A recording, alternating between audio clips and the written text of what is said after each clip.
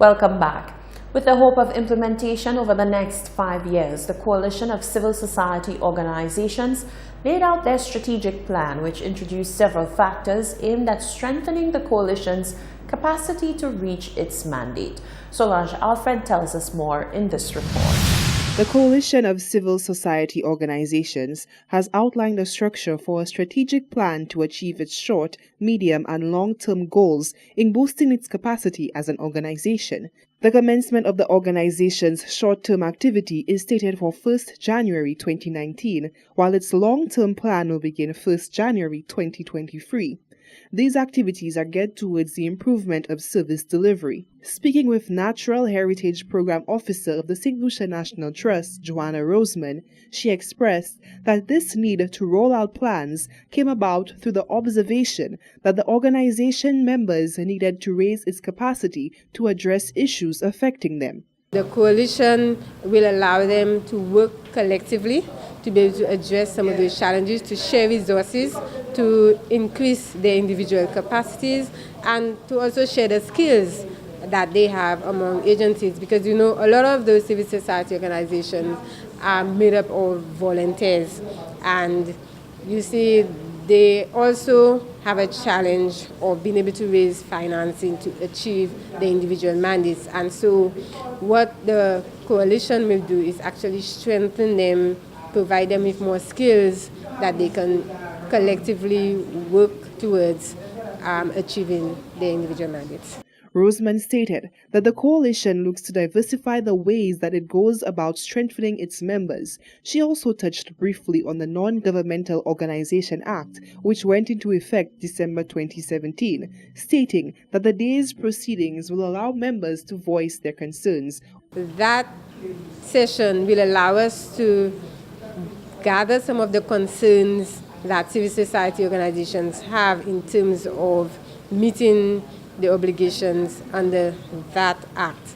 And it will also give us an opportunity to put together a single document to communicate to the relevant authorities what some of those challenges are and what some of our recommendations are in terms of being able to move forward in a manner that will allow both the government to realize the objects of that act, but also for us as civil society organizations to meet those obligations. The Coalition of Civil Society Organizations continues to promote transparency and accountability in governance, advocates for strengthening the environment, and supports the pursuit of its members' collective mandates.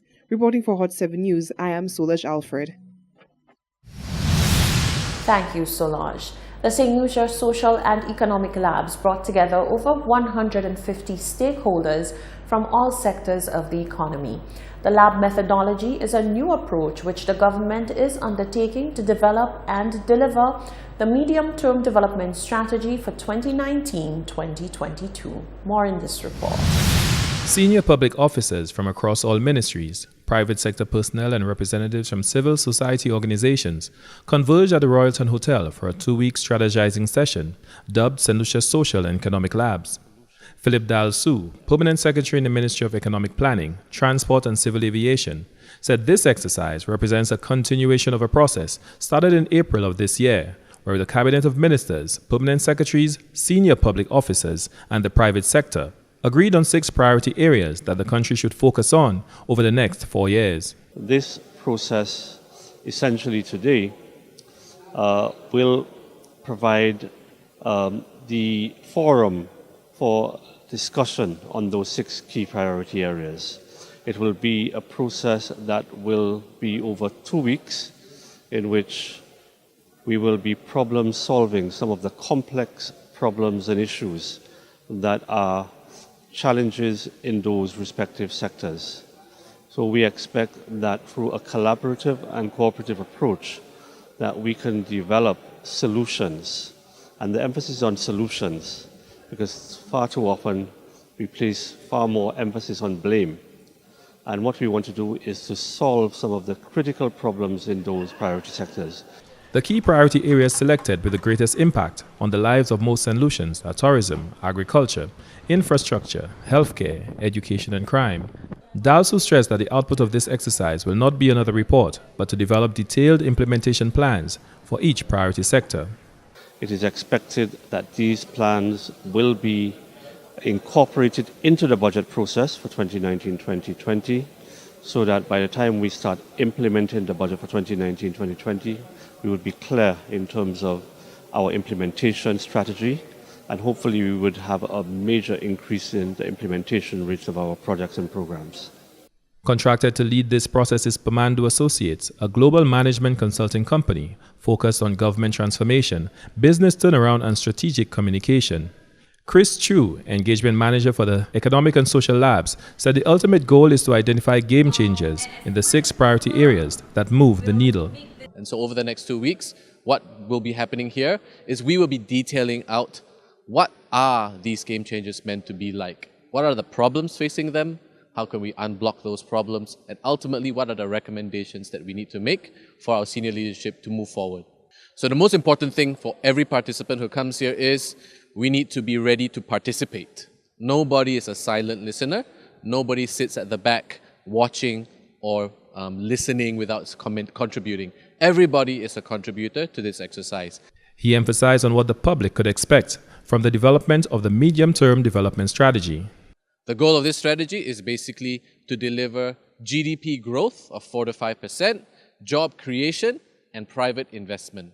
And within these 3 areas, what people should be able to expect is a vibrant and robust economy, a government that can deliver on what it promises and on the projects that it commits to, and ultimately, an improved social outcome.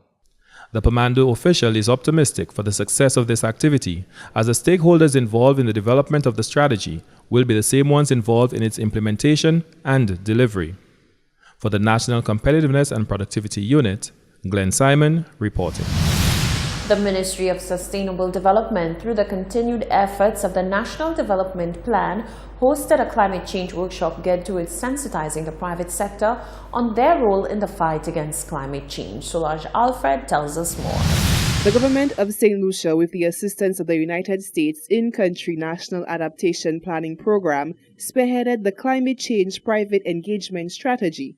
Deputy Chief Sustainable Environment Officer Don Pierre Nathaniel explains that the focus of this workshop aims to identify key private sector stakeholders involved in building resilience to address the adverse effects of climate change. We are working towards developing our climate change private sector engagement strategy, as well as a climate change financing strategy. Over the last year, St. Lucia has been developing its National Adaptation Plan and sectoral adaptation strategies and action plans. And the idea is to be able to look at where we are with a plan and an effort towards building climate resilience across multiple sectors. SLHTA representative Carl Hunter expressed that climate change affects all sectors of society and means to control adverse reactions should be addressed by all sectors. Hunter also stated that the economy-first mentality should become a thing of the past. Rather, a more sustainable environment should take precedent. The way we normally do business in St. Lucia has to be reflected upon as to how we can become resilient and how we can modify, given the strong likelihood of these impacts becoming very noticeable within St. Lucia. Right now we seem to have somewhat of a business as usual mentality, and as we move forward to the impacts of climate change being ever more aggressively felt, today's conference is really a step back from the business as normal position, and to look at how we can integrate, how we can formulate policy, both integrating with the private sector, working along with Ministry of Sustainability, to become more resilient, to have a better opportunity of having a successful future in the in reflecting with what is certainly coming our way. Minister with responsibility for sustainable development has stated, responding effectively to climate change requires engagement at all levels and all sectors and groupings. It is no mistake that this consultation being held under the auspice of the department is included on the Department of Commerce calendar of events for Business Month under the theme Sustainable Enterprise, People, Planet and Profit, which coincides with the social, environment and economic pillars for sustainable development. Reporting for Hot 7 News, I am Solaj Alfred. Chief Education Officers, Directors of Education and Education Planners from the Eastern Caribbean region are in St. Lucia to convene the 7th annual meeting. Alicia Ali reports that the meeting's agenda comprises reviewing existing educational initiatives with a view to continue harmonizing the education system to benefit children of the sub-region.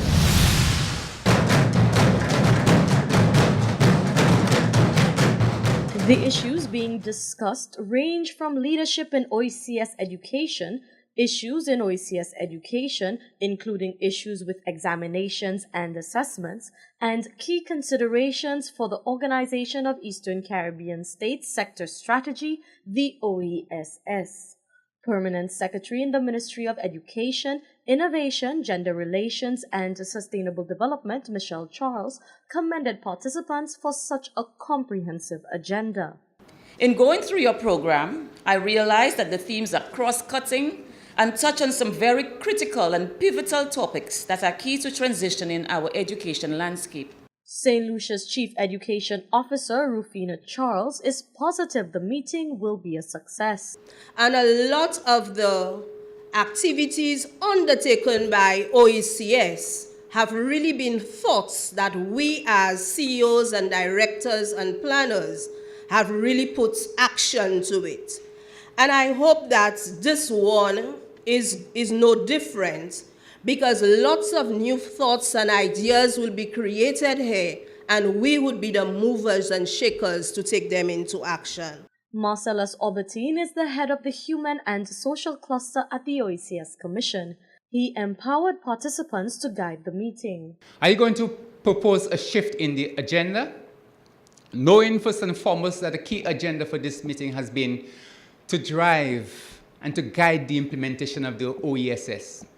Or are you going to look at a sort of a broader agenda, to look at the emerging issues in education, the issues that confront you daily in your respective ministries, the issues that confront us as a region, noting that we have been challenged under the revised Treaty of Bastia to work collectively and collaboratively to implement the reforms that are necessary to advance the economic union. The meeting is being held until Wednesday, the 21st of November at the Bay Gardens Marina Bay Hotel in Gros Islet.